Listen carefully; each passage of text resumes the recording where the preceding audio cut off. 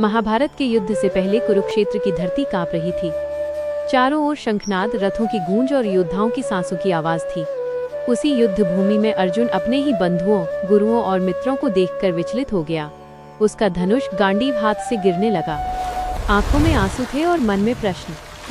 हे केशव, अपने ही लोगों को मारकर मैं क्या जीत पाऊंगा? तभी श्री कृष्ण मुस्कुराए। वो मुस्कान करुणा से भरी थी, उपदेश से नहीं। उन्होंने कहा, अर्जुन, तू देह को देख रहा है, आत्मा को नहीं। आत्मा न जन्म लेती है न मरती है। कृष्ण ने समझाया कि मनुष्य का अधिकार केवल कर्म पर है, फल पर नहीं। जो फल के मोह में बंध जाता है वही दुखी होता है। जिसने कर्म को ईश्वर को अर्पित कर दिया वो मुक्त हो जाता है। उन्होंने कहा, जो हुआ वो होना ही था, जो हो रहा है वो भी आवश्यक है, और जो होगा वो भी कल्याण के लिए होगा। अर्जुन ने पूछा, यदि सब पूर्व निर्धारित है तो प्रयास क्यों? कृष्ण बोले, प्रयास ही तुम्हारा धर्म है, परिणाम मेरी चिंता है। श्री कृष्ण ने यह भी बताया कि जीवन में शत्रु बाहर नहीं, भीतर होते हैं। काम, क्रोध, लोभ, मोह और अहंकार। जो इन पर विजय पा लेता है वही सच्चा विजेता है। राजा हो या रंक, सबको अपने धर्म का पालन करना चाहिए। धर्म का अर्थ केवल पूजा नहीं, बल्कि कर्तव्य, सत्य और करुणा है। कृष्ण ने अर्जुन को विराट रूप दिखाया, जहाँ सृष्टि, संहार, समय और सत्य एक साथ थे। तब अर्जुन समझ गया कि वह केवल निमित्त मात्र है। उसका भय मिट गया, भ्रम टूट गया। अर्जुन ने कहा, हे माधव, अब मेरा संशय नष्ट हो गया। मैं आपके वचन के अनुसार कर्म करूंगा। कृष्ण ने अंत में कहा, जब मन डगमगाए तब मुझे स्मरण करना, मैं सदा तुम्हारे साथ हूँ। और उसी क्षण अर्जुन ने गांडीव उठाया। युद्ध केवल बाहरी नहीं था, वो भीतर का भी था, और अर्जुन जीत चुका था। कुरुक्षेत्र की भूमि उस दिन साधारण नहीं थी। वह केवल मिट्टी नहीं थी, वह मनुष्य के कर्म, धर्म और निर्णयों का बोझ उठाए खड़ी थी। चारों दिशाओं में सेनाएं थीं, पर उससे भी अधिक भारी थे मन के प्रश्न। शंखनाद की आवाज आसमान को चीर रही थी, लेकिन अर्जुन के भीतर जो शोर था वो उससे कहीं अधिक था। रथ पर खड़े होकर जब उसने अपने सामने खून के रिश्ते देखे, गुरु देखे, आदरणीय भीष्म पितामह को देखा, तो उसका हृदय टूट गया। उसकी आंखों से आंसू बहने लगे, शरीर शिथिल हो गया और गांडीव उसके हाथ से गिर पड़ा। उसने श्री कृष्ण की ओर देखा, जैसे कोई डूबता हुआ मनुष्य किनारे की ओर देखता है। हे कृष्ण, वह बोला, मैं ये युद्ध नहीं कर सकता। जिनके आशीर्वाद से मैं खड़ा हूँ, आज उन्हीं को मारने का पाप कैसे करूँ? इस विजय से मुझे क्या मिलेगा? राज्य, सुख, पर मन तो पहले ही मर चुका है। श्री कृष्ण ने रथ की बागडोर थामी। उनकी दृष्टि शांत थी, पर उस शांति में संपूर्ण ब्रह्मांड का ज्ञान छिपा था। उन्होंने कहा, अर्जुन, तू शोक कर रहा है उनके लिए जिनके लिए शोक उचित नहीं। तू स्वयं को दुर्बल बना रहा है। यह कायरता तुझे शोभा नहीं देती। अर्जुन चकित हुआ। कृष्ण ने आगे कहा, आत्मा न जन्म लेती है न मरती है, न उसे शस्त्र काट सकते हैं न अग्नि जला सकती है। देह बदलती है, आत्मा नहीं। अर्जुन सुन रहा था, पर उसका मन अभी भी उलझा था। यदि आत्मा अमर है, उसने पूछा, तो फिर ये पीड़ा क्यों? कृष्ण मुस्कुराए, क्योंकि तू आत्मा नहीं, देह से जुड़ा हुआ है। मोह ही दुख का कारण है। फिर श्री कृष्ण ने कर्म का रहस्य समझाया।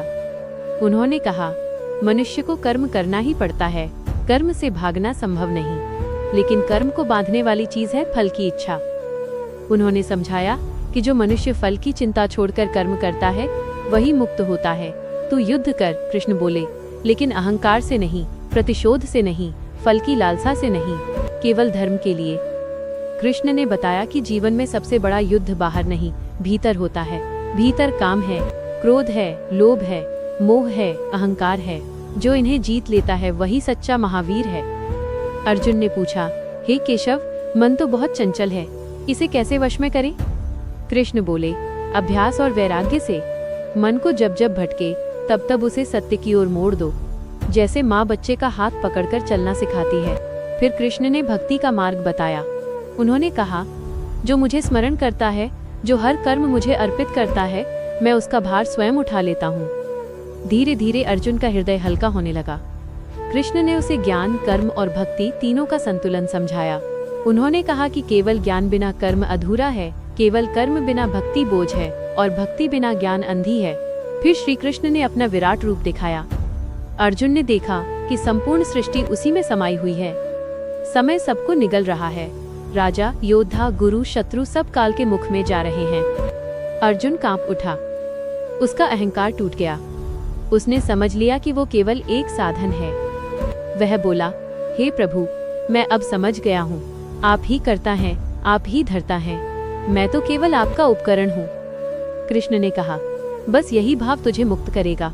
कर्म कर, लेकिन स्वयं को कर्ता मत समझ। फिर कृष्ण ने जीवन का गूढ़ सत्य बताया। सुख और दुख आते जाते हैं, जो दोनों में सम रहता है वही योगी है। उन्होंने कहा, धर्म का अर्थ केवल पूजा नहीं, अपने कर्तव्य को ईमानदारी से निभाना ही सच्चा धर्म है। अंत में श्री कृष्ण ने अर्जुन से कहा, सभी मार्ग छोड़कर मेरी शरण में आ जा, मैं तुझे हर पाप से मुक्त कर दूंगा। डर मत। अर्जुन ने सिर झुका दिया। उसकी आंखों में अब आंसू नहीं, प्रकाश था। उसने गांडीव उठाया। शंखनाद हुआ। युद्ध आरंभ हुआ। पर उस क्षण जो जीत हुई थी, वह युद्ध से पहले ही हो चुकी थी। अर्जुन ने स्वयं को जीत लिया था। यही महाभारत का ज्ञान है। यही श्री कृष्ण का संदेश है, जो आज भी उतना ही सत्य है जितना कुरुक्षेत्र में था। कुरुक्षेत्र की धरती केवल युद्ध भूमि नहीं थी, वो मानव जीवन की सबसे बड़ी परीक्षा भूमि थी। चारों ओर शंखनाद गूंज रहा था। रथों के पहिए धूल उड़ाते थे। घोड़ों की हिनहिनाहट और सैनिकों की हुंकार से आकाश कांप रहा था। पर उस कोलाहल के बीच अर्जुन का मन बिल्कुल शांत नहीं, बल्कि तूफान से भरा हुआ था। उसके सामने भीष्म पितामह थे, द्रोणाचार्य थे, अपने भाई थे, अपने ही रक्त से जुड़े लोग थे। उसका हृदय कांप गया, हाथ कांपने लगे, आंखें भर आईं। गांडीव उसके हाथ से गिर पड़ा। वो बोला, हे कृष्ण, जिनके लिए मैंने जीवन जिया, आज उन्हीं पर बाण चलाऊं। ऐसा विजय लेकर मैं क्या करूंगा? ऐसा राज्य किस काम का? श्री कृष्ण रथ पर खड़े थे, शांत, गंभीर, करुणामय। उनकी आंखों में न क्रोध था, न भय, केवल सत्य था। उन्होंने कहा, अर्जुन, तू शरीर को देख रहा है, आत्मा को नहीं। शरीर नश्वर है, आत्मा अमर है। जो मरता है वो देह है, आत्मा नहीं। अर्जुन का मन फिर भी डगमगाया। कृष्ण बोले, मनुष्य जन्म लेकर कर्म से भाग नहीं सकता। कर्म करना ही जीवन है। प्रश्न ये नहीं कि कर्म करोगे या नहीं, प्रश्न ये है कि किस भाव से करोगे। उन्होंने समझाया, जो फल के लिए कर्म करता है वो बंधन में पड़ता है, जो धर्म के लिए कर्म करता है वह मुक्त होता है। कृष्ण ने कहा, अर्जुन, तू केवल योद्धा नहीं है, तू एक साधक है। युद्ध केवल बाहर नहीं होता, युद्ध भीतर भी होता है। भीतर का युद्ध अधिक कठिन होता है। फिर कृष्ण ने जीवन का सबसे बड़ा रहस्य बताया। मनुष्य अपने दुख का कारण खुद है। अपेक्षा दुख देती है, अहंकार गिराता है, लोभ अंधा करता है, क्रोध विवेक हर लेता है, मोह सत्य छुपा देता है। अर्जुन ने पूछा, हे केशव, मन को कैसे जीते? कृष्ण बोले, मन को दबाकर नहीं, समझाकर जीता जाता है। मन को भगवान से जोड़ दो, वो स्वयं शांत हो जाएगा। उन्होंने कहा, जो मुझे हर कर्म में देखता है, मैं उसे हर संकट में संभालता हूँ। धीरे धीरे अर्जुन का भय टूटने लगा, उसका भ्रम पिघलने लगा। कृष्ण बोले, तू निमित्त मात्र है, करने वाला मैं हूँ। तू माध्यम है, शक्ति मेरी है। फिर कृष्ण ने विराट रूप दिखाया, जिसमें सृष्टि भी थी, संहार भी था, समय भी था, काल भी था, जीवन भी था, मृत्यु भी थी। अर्जुन कांप उठा, उसकी आत्मा जाग उठी। उसने देखा कि समय सबको निगल रहा है। राजा, योद्धा, गरीब, अमीर सब समान हैं। तब अर्जुन समझ गया, यह युद्ध केवल राज सिंहासन का नहीं है, यह अधर्म और धर्म का युद्ध है। यह सत्ता का नहीं, सत्य का युद्ध है। यह बदले का नहीं, कर्तव्य का युद्ध है। अर्जुन की आंखों से आंसू गिर पड़े। वो बोला, हे माधव, अब मेरा अज्ञान नष्ट हो गया है। अब मैं समझ गया हूँ कि जीवन का अर्थ क्या है। कृष्ण ने कहा, जीवन का अर्थ सुख नहीं, कर्तव्य है। जीवन का अर्थ जीत नहीं, धर्म है। जीवन का अर्थ भोग नहीं, योग है। फिर कृष्ण ने अंतिम वचन कहा, जब तू टूटेगा मुझे याद करना, जब तू डरेगा मुझे याद करना, जब तू अकेला लगेगा मुझे याद करना, मैं सदा तेरे साथ हूँ। और उसी क्षण अर्जुन ने गांडीव उठाया। उसका शरीर वही था, पर आत्मा बदल चुकी थी। उसकी आंखों में भय नहीं था, विश्वास था। उसके मन में द्वंद्व नहीं था, धर्म था। शंखनाद हुआ, युद्ध आरंभ हुआ, लेकिन असली विजय पहले ही हो चुकी थी। अर्जुन ने स्वयं को जीत लिया था। और यही श्री कृष्ण का महाभारत ज्ञान था, जो युद्ध सिखाता नहीं, जीना सिखाता है। जो धर्म बताता नहीं, धर्म बनाता है। जो भगवान तक ले जाता है, अपने भीतर के भगवान से मिलवाता है। कृष्ण की वाणी अर्जुन के कानों में नहीं, उसके हृदय में उतर रही थी। कुरुक्षेत्र का शोर अब भी था, पर भीतर एक अजीब शांति फैलने लगी थी। श्री कृष्ण ने देखा कि अर्जुन सुन तो रहा है, पर मन अभी पूरी तरह स्थिर नहीं हुआ है। तब उन्होंने जीवन के और गहरे रहस्यों को खोलना शुरू किया। उन्होंने कहा कि मनुष्य जीवन केवल जन्म और मृत्यु के बीच का समय नहीं है, बल्कि यह आत्मा की यात्रा है। हर जन्म एक पाठ है, हर परिस्थिति एक परीक्षा है। जो मनुष्य परिस्थितियों को दोष देता है वो कभी आगे नहीं बढ़ पाता, और जो उन्हें गुरु मान लेता है वही जीवन का अर्थ समझ पाता है। कृष्ण ने कहा कि दुख से भागना कायरता है और दुख में डूब जाना अज्ञान है। दुख को समझना ही ज्ञान है। जैसे अंधकार दीपक जलाने पर भाग जाता है, वैसे ही अज्ञान ज्ञान के सामने टिक नहीं सकता। उन्होंने अर्जुन को समझाया कि जो आज तुम्हें पीड़ा दे रहा है वही कल तुम्हें मजबूत बनाएगा। फिर श्री कृष्ण ने राजा और साधु दोनों का उदाहरण दिया। उन्होंने कहा कि कोई वन में जाकर ही साधु नहीं बनता और कोई राजमहल में रहकर ही बंधा नहीं रहता। बंधन मन में होता है और मुक्ति भी मन में ही होती है। जिसने मन को जीत लिया उसने संसार को जीत लिया। अर्जुन ने पूछा, हे माधव, यदि सब कुछ आपके अधीन है तो मनुष्य की स्वतंत्रता कहाँ है? कृष्ण बोले, स्वतंत्रता कर्म चुनने में है, फल चुनने में नहीं। तू बीज बो सकता है, फल कब और कैसा होगा यह प्रकृति तय करती है। उन्होंने कहा कि अहंकार मनुष्य का सबसे बड़ा शत्रु है। अहंकार ज्ञान को ढक देता है, प्रेम को संकीर्ण कर देता है और बुद्धि को अंधा बना देता है। जो स्वयं को बड़ा मानता है वह भगवान से दूर हो जाता है, और जो स्वयं को छोटा मान लेता है भगवान उसके हृदय में उतर आते हैं। फिर कृष्ण ने सेवा का महत्व बताया। उन्होंने कहा कि सेवा बिना नाम और यश की इच्छा के की जाए तो वो भक्ति बन जाती है। माँ का बच्चे के लिए किया गया कर्म भक्ति है, किसान का खेत जोतना भक्ति है, और योद्धा का धर्म की रक्षा करना भी भक्ति है। अर्जुन का हृदय अब खुल चुका था। वो सुन रहा था, समझ रहा था और स्वयं को भीतर से बदलता हुआ महसूस कर रहा था। कृष्ण ने कहा कि जो व्यक्ति हर परिस्थिति में संभाव रखता है वही सच्चा योगी है। जीत में घमंड न करे और हार में टूटे नहीं। उन्होंने कहा कि समय सबसे बड़ा शिक्षक है। जो समय का सम्मान करता है समय उसे ऊंचा उठाता है, और जो समय को हल्के में लेता है समय उसे रौंद देता है। महाभारत का युद्ध भी समय की ही मांग था। फिर श्री कृष्ण ने मित्रता का अर्थ समझाया। उन्होंने कहा कि सच्चा मित्र वही है जो तुम्हें तुम्हारे कर्तव्य से दूर न जाने दे, चाहे उसके लिए उसे कठोर ही क्यों न बनना पड़े। मित्र वही नहीं जो तुम्हारे आंसू पोंछे, बल्कि वही है जो तुम्हें गिरने से रोके। अर्जुन को अब यह स्पष्ट दिखने लगा था कि यह युद्ध किसी व्यक्ति के विरुद्ध नहीं बल्कि अधर्म के विरुद्ध है। यह किसी परिवार के विनाश के लिए नहीं बल्कि भविष्य की रक्षा के लिए है। उसकी दृष्टि बदल चुकी थी। कृष्ण ने कहा कि जब मनुष्य स्वयं को भगवान के चरणों में अर्पित कर देता है तब भय स्वतः समाप्त हो जाता है, क्योंकि फिर जीवन का भार अकेले उसके कंधों पर नहीं रहता। अंत में श्री कृष्ण ने बहुत धीमे स्वर में कहा, अर्जुन याद रखना, मैं केवल कुरुक्षेत्र में नहीं हूँ, मैं हर उस हृदय में हूँ जो सत्य के लिए खड़ा होता है।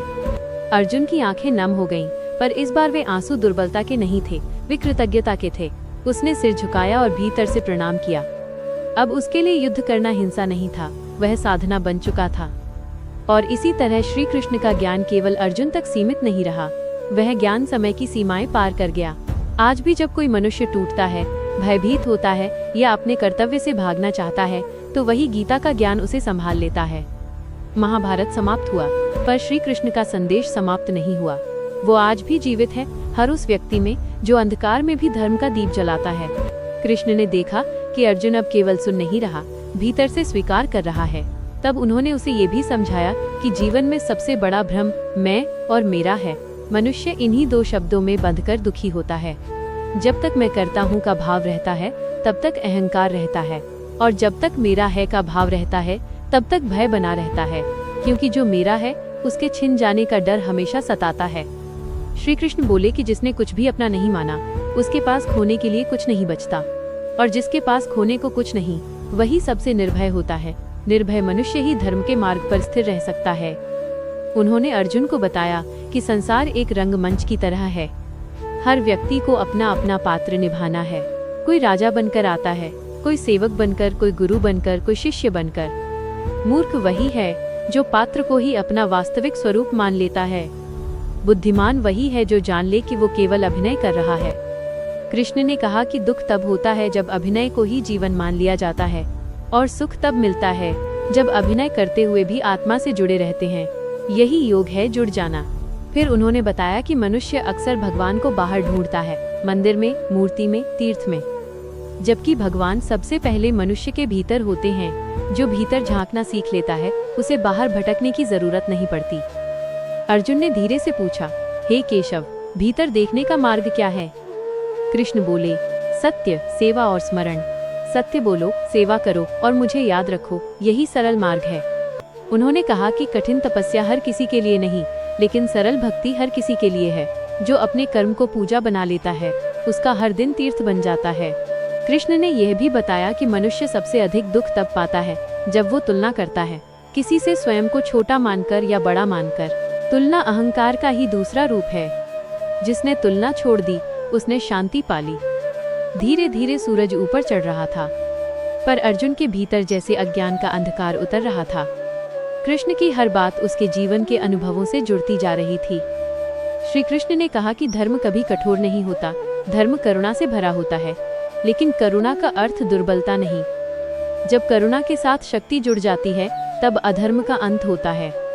उन्होंने अर्जुन को यह भी समझाया कि क्षमा महान गुण है, लेकिन हर बार क्षमा करना ही धर्म नहीं होता।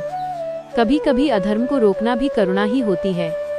जैसे सर्जन शरीर को बचाने के लिए रोगी अंग काट देता है। अर्जुन अब पूरी तरह स्थिर था। उसका मन, उसकी बुद्धि, उसका हृदय तीनों एक दिशा में थे। उसने समझ लिया था कि ये युद्ध व्यक्तिगत नहीं है, ये आने वाली पीढ़ियों के लिए है। यह उस सीमा को खींचने के लिए है जहां अधर्म को रुकना ही होगा। कृष्ण ने अंतिम रूप से उसे स्मरण कराया कि जीवन में कभी भी स्वयं को अकेला न समझे। जब जब मन टूटे, जब जब मार्ग धुंधला लगे, तब केवल एक पल के लिए आंख बंद कर लेना और उन्हें याद कर लेना। क्योंकि श्री कृष्ण केवल द्वारका में नहीं थे, केवल कुरुक्षेत्र में नहीं थे, वे हर उस मनुष्य के साथ थे जो धर्म के लिए खड़ा होने का साहस करता है।